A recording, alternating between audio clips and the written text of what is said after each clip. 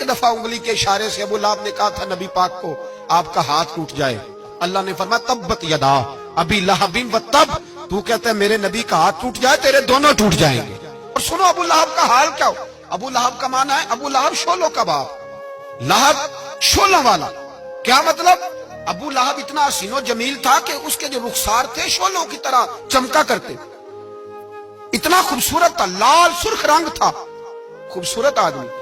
عرب میں جب غربت تھی تو اس کے گھر میں اس وقت بھی 2 اینٹیں سونے کی تھی، اتنا مالدار آدمی اور سردار تھا سارے مکے کا۔ لیکن نبی پاک کی بے ادبی کی، تمہیں پتہ ہی نہیں کہ رب دنیا میں سب سے زیادہ ناراض ہی اس سے ہے جو اس کے رسول کا بے ادب ہے، سب سے زیادہ ناراض ہی اسی سے۔ ابو لہب نہ گیا بدر کے موقع پر، ڈر گیا، کہنے لگا میں نے نہیں جانا، مکے میں رہ گیا، نہ گیا جہاد کے لیے، مسلمانوں کے خلاف نہ نکلا۔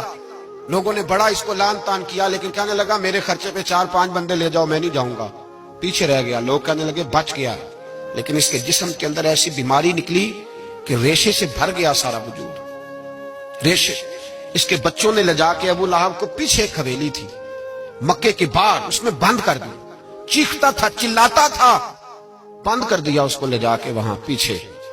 اور جب اس کو بند کر دیا کمرے میں تو چلاتا تھا، چیختا تھا، کوئی مجھے بچاؤ، کوئی پانی پلاؤ۔ دروازہ توڑ کے باہر نکلا تو چوک میں مر گیا ابو لہب، اتنی بدبو آتی تھی کہ کوئی قریب نہیں جاتا تھا۔ چوک میں لاش پڑی تھی، یہ ہے میت کسی بے ادب کی، منہ دکھانے کے قابل نہیں، اور ان کے دشمن پہ لعنت خدا کی، رحم پانے کے قابل نہیں ہے۔